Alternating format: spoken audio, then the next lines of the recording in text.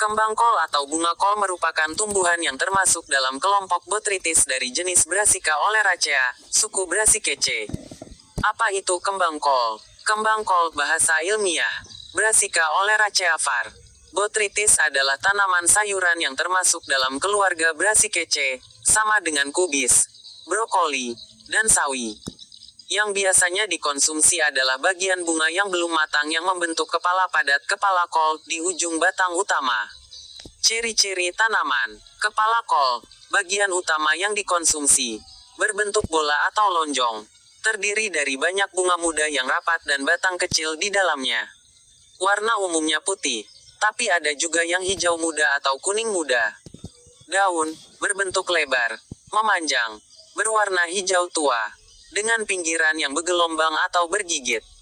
Daun ini biasanya tidak dikonsumsi karena teksturnya kasar, batang, tegang dan kaku, menopang kepala kol di atas permukaan tanah. Tinggi tanaman, biasanya mencapai 30-60 cm saat siap panen. Jenis-jenis kembang kol, berdasarkan bentuk dan ciri khas, kembang kol dibagi menjadi beberapa jenis. 1. Kol putih white cabbage, yang paling umum, kepala bulat dan putih. 2. Kol hijau muda green cauliflower, mirip kol putih tapi berwarna hijau muda. Kadang disebut brokoli kol, karena teksturnya lebih lembut dari brokoli. 3.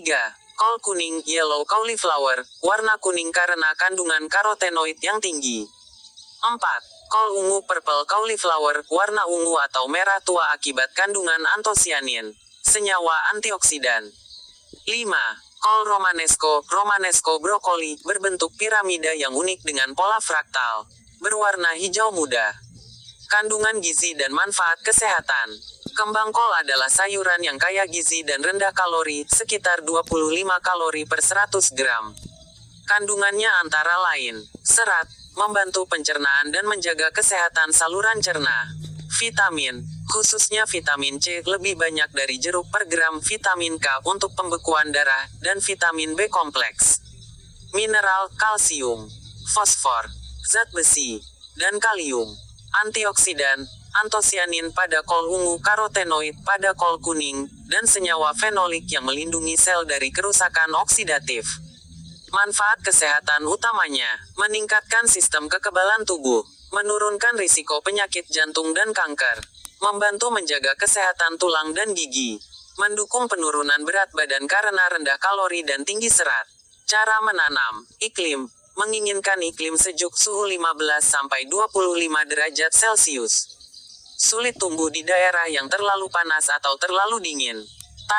Tanah yang gembur, subur, dan memiliki drainase baik.